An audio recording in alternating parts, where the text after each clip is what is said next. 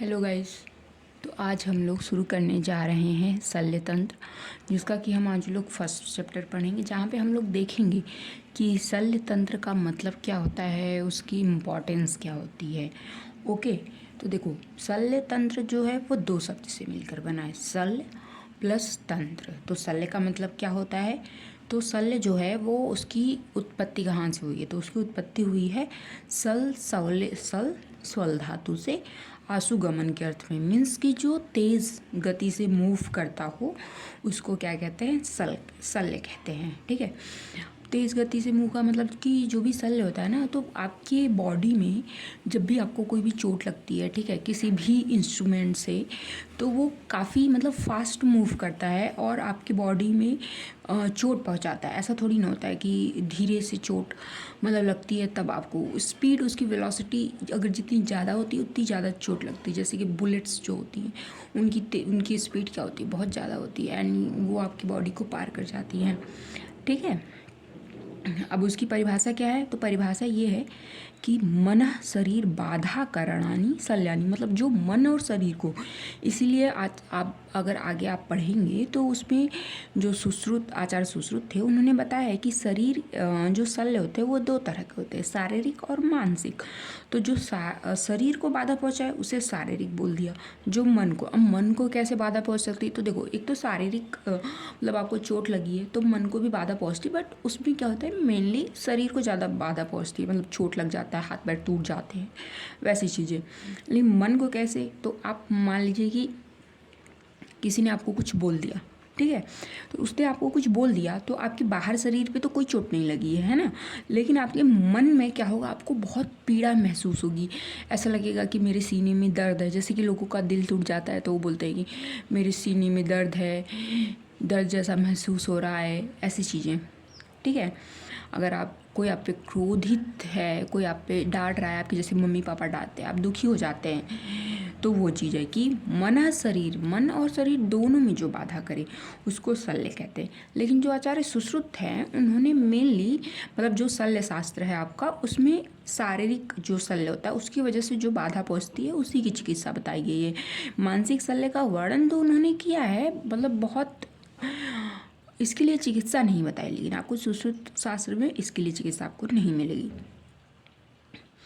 ठीक है, फिर उसके बाद सल हिंसायाम धातु तस्य शल्यम इति रूपम, सल रुजायाम धातु तस्य वा शल्यम इति रूपम, मतलब जो शरीर में हिंसा या रुजा, ऑब्वियस सी बात है, हिंसा मतलब क्या है कि काट पीट मचा रहा है, तो शल्य से आपके शरीर में जब भी चोट वोट लगती है तो वो हो गई हिंसा। अब उसकी वजह से आपको क्या होगा, पेन होगा, तो वही कि जो शरीर में हिंसा या रुजा करे। अब तंत्र मतलब होता है विधि, उपाय, प्रणाली, मतलब कि शल्य तंत्र क्या है कि शल्य की वजह से आपकी बॉडी में जो भी इंजरी, जो भी डैमेज हो रहा है उसको ये मैनेज करता है। मतलब कि अगर आपकी हड्डी टूट गई है ना, तो उसको जोड़ना भी है, प्लस जो पेन हो रहा है उसकी वजह से उसको भी मैनेज करेगा, दोनों चीज़ों को मैनेज करेगा।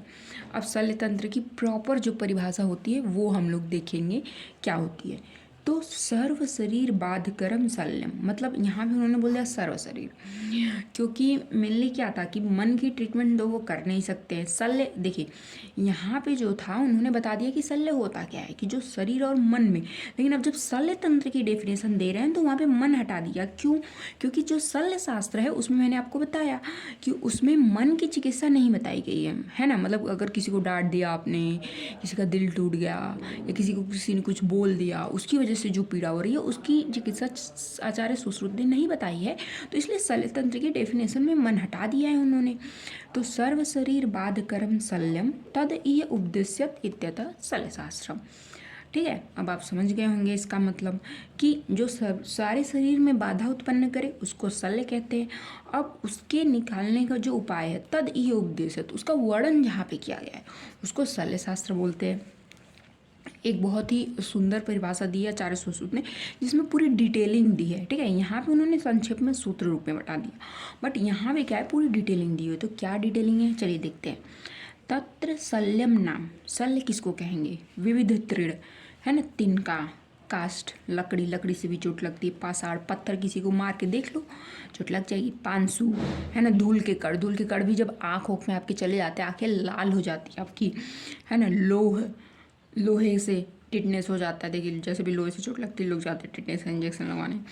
लोस्ट मिट्टी का ढेला, ऑब्वियस बात है मिट्टी के ढेले से भी आप किसी को मारोगे चोट लग जाएगी। अस्थि से लग सकती है। बाल अगर खाने में चला गया, फंस गया तो नख से, नाखून से भी आप किसी को भी खरोच सकते हैं। पुई स्राव मतलब कि पस फॉर्मेशन, ठीक है, वो भी एक तरह का शल्य है। नाड़ी व्रण बनाता है वही, अगर आप उसको प्रॉपर डिब्राइब नहीं कर रहे हो तो वो आपकी पूरी मतलब धीरे धीरे पस बढ़ता जाएगा और फिर वो नाड़ी व्रण बना लेता है ना। दुष्ट व्रण, ठीक है। अब हम लोग जब व्रण वुंड पढ़ेंगे तो उसमें भी हम लोग देखेंगे ना कि हीलिंग वुंड क्या होता है, नॉन हीलिंग क्या होता है, तो उसके कैरेक्टरिस्टिक्स भी आचार्य ने दिए हुए हैं। तो जो हीलिंग वुंड है वो तो सही है, लेकिन जो दुष्ट व्रण है जो हील नहीं हो रहा है, जैसे कि आप इसका एग्जाम्पल ले सकते हैं डायबिटिक वुंड जो कि हील नहीं होते हैं, है ना। अंतर्गर्भ, ठीक है, अंतर्गर्भ मतलब कि ऑब्स्ट्रक्टेड लेबर है, ऑब्वियस बात है ऑब्स्ट्रक्टेड लेबर है तो वो भी एक स्त्री के लिए शल्य की तरह ही है क्योंकि वो उसको पीड़ा पहुंचा रहा है, ठीक है। शल्य उद्धरण मतलब उसको निकालने का जो उपाय है वो आपके शल्य में दिया रहेगा, है ना। फिर यंत्र शस्त्र क्षार अग्नि, जैसे कि ये क्या है कि इसको उपाय मतलब उद्धरण करने का जो उपाय है वो शल्य में दिया रहा है, बट वो है क्या, तो वो भी उन्होंने आगे बता दिया कि यंत्र से, शस्त्र से, क्षार से, अग्नि से, इनसे, और इनको कैसे यूज़ करना है वो इसमें बताया गया है। दूसरा व्रण विनिश्चात मतलब व्रण की स्टेजेस होती हैं, जैसे अपक्व होती है, पच्यमान और पक्वावस्था। जैसे अपक्व है तो अपक्व में हम क्या करेंगे कि उसको ठीक करने के लिए दवा देंगे, ठीक है। पच्यमान है तो उसको पका करके देन उसका इंसिजन और ड्रेनेज कर देंगे जो कि पक्वावस्था में करते हैं। अगर तुम्हारे पास रोगी अब पच्यमान अवस्था में आ रहा है तो तुम उसको ठीक करने की कोशिश करोगे। जैसे कि अगर आपके पास कोई पेशेंट आ रहा है और आपने देखा वहाँ पे पस फॉर्मेशन नहीं हो रहा है तो आप नॉर्मल एंटीबायोटिक दे दोगे, सही हो जाएगा। लेकिन आप देखोगे कि उसको पकने की स्टेज में आ गया मतलब पस फॉर्मेशन स्टार्ट हो गया तो आप उसको एंटीबायोटिक नहीं दोगे, ठीक है, उसको वेट करोगे या फिर उसको कोई दवा दोगे जिससे कि क्या हो जाए, पस जल्दी बन जाए, है ना। क्योंकि देखो जो पच्यमान अवस्था होती है ना वो सबसे बुरी अवस्था होती है, उसमें पेशेंट बहुत ज़्यादा पेन में होता है, उसको बहुत ज़्यादा दिक्कत हो रही होती है। तो आप क्या करोगे, जो पच्यमान अवस्था है उसको आप सोचोगे कि उसको हम किसी तरह कम कर दें, तो उसके लिए उपनाह बताया गया है ना। उपनाह आप करेंगे मतलब जो भी औषध होता है उसका कल्क बना के उसको वहाँ पे बांधोगे तो वो क्या करेगी, वो उस जो व्रण है उसको जल्दी पका देगी, है ना। और फिर आप इंसिजन लगा के ड्रेन कर दो और रोगी को तुरंत आराम मिल जाता है, ठीक है। तो आई होप आपको ये चीज़ें बहुत ही मतलब अच्छे से समझ में आई होंगी। अब हम इसकी इम्पोर्टेंस देखेंगे कि शल्य तंत्र की इम्पोर्टेंस है क्या। देखिए 2 श्लोक बताए गए हैं, ठीक है। पहला तो है कि जो अष्टांग आयुर्वेद है मतलब कि आयुर्वेद के 8 अंग मतलब 8 ब्रांचेस हैं, उसमें से जो आचार्य सुश्रुत थे उन्होंने शल्य को फर्स्ट दिया। अब जो भी आचार्य सुश्रुत हैं तो वो सर्जन थे इसलिए उन्होंने क्या किया कि शल्य को पहले रख दिया। लेकिन जो आचार्य चरक थे वो तो एक काय थे, काय चिकित्सक थे, तो वो काय को पहले रखेंगे। तो उन्होंने क्या किया, ये जो काय है उसको उठा के बस यहाँ पे रख दिया है जो आचार्य चरक थे, और इसको उठा करके यहाँ पे रख दिया, ओके। अब तो इसकी जो महत्ता है वो आचार्य सुश्रुत ने बताई है कि ये आशु क्रिया करणात है ना। और इसमें यंत्र शस्त्र क्षार अग्नि का परिधान बताया गया है और सर्वतंत्र सामान्यत है। अब हम इसको डिटेल में पढ़ेंगे कि डिटेल में क्या होता है। तो पहला तो है सद्य व्रण चिकित्सा मतलब इमरजेंसी ट्रीटमेंट, तुरंत अगर कोई ऐसा मतलब बंदा आ रहा है आपके पास जिसको तुरंत ट्रीटमेंट की आवश्यकता है तो वो आप शल्यशास्त्री दे सकता है। जैसे कि भग्न है, सव्रण भग्न, रक्तस्राव है, कोष्ठस्थित जैसे कि छिद्रोदर, बद्धगोदोदर और जलोदर, इसमें आप उसको दवा देके नहीं ठीक कर सकते हो, इसमें आपको सर्जरी ही करनी पड़ेगी। तो मतलब इमरजेंसी ट्रीटमेंट इससे होती है, ठीक है। आशुकारी है इमीडिएट ट्रीटमेंट, जैसे कि आपको कोई ट्यूमर है, ठीक है, आपकी बॉडी में कहीं पे भी ट्यूमर है तो आप उसको क्या बोलोगे कि इसको तुरंत निकलवा दो तुम्हें आराम मिल जाएगा, और मिल भी जाता है पेशेंट को तुरंत आराम। जबकि उसको अगर आप काय चिकित्सक के पास जाओ और वो कहे कि मैं इसको दवा दे के सही कर सकता हूँ तो वो पॉसिबल नहीं है, या मे बी पॉसिबल हो भी तो टाइम लेगा, जबकि आप शल्य में जाएंगे शल्य चिकित्सक के पास, वो आपका तुरंत ऑपरेट करेगा, तुरंत निकाल देगा। मतलब क्या हो गया, व्याधि को तुरंत ठीक कर दिया। तो वही हो गया आशुकारी। जैसे कि स्तन वृद्धि, ग्रंथि, अर्बुद, अपची, इन सब में हमें तुरंत ट्रीट करना होता है, ठीक है। फिर विविध तकनीक चिकित्सा, मतलब इसमें आपको मल्टीपल टेक्निक्स मिलेंगी, जैसे कि यंत्र, शस्त्र, क्षार, अग्नि और रक्त अवसेचन, ये सब शल्य तंत्र में ही वर्णित है ना। इन सब का आपको नॉलेज रहेगा, ठीक है। दूसरा, रोग का समूल निवारण, मतलब वही कि उसको जड़ से ख़त्म कर देगा। अब ये जैसे कि काय चिकित्सक के पास आप गए, अगर वो पंचकर्म करता है तो ऐसा बोला जाता है कि दोष को समूल नाश हो गया, है ना। लेकिन अगर पंचकर्म नहीं कर रहा है, वो केवल दवाओं से ठीक कर रहा है, तो ऐसा बोला जाता है कि फिर से आहार विहार करेगा तो वो रोग फिर से हो सकता है। बट इसमें क्या है कि अगर आपको जो भी चीज़ है, जैसे स्तन वृद्धि है, ग्रंथि है, अर्बुद है, उसको पूरा निकाल ही दे रहे हैं शरीर से, ओके। दूसरा, औसत विफल होने पर सफल चिकित्सा, वही कि ये सब चीज़ें जो मैंने बताया था कि जैसे कि आपको अगर प्राइमरी स्टेज में जैसे कोई भी ग्रोथ है या कोई भी डिजीज़ है, जैसे कि रेनल स्टोन हो गया, ये सब चीज़ें, तो उसमें क्या होता है कि अगर बहुत ही प्राइमरी स्टेज है तो हम जाते हैं काय चिकित्सक के पास, जनरल फिजिशियन के पास, कि क्या ये दवा से ठीक हो सकता है। तो वो बोलता है कि हम ट्राई कर लेते हैं। तो जब वो ट्राई करता है और नहीं होता है, तो आप एक शल्य के पास ही आते हो कि भैया मेरे को ये दिक्कत है, आप इसको मतलब ऑपरेट कर दो, है ना।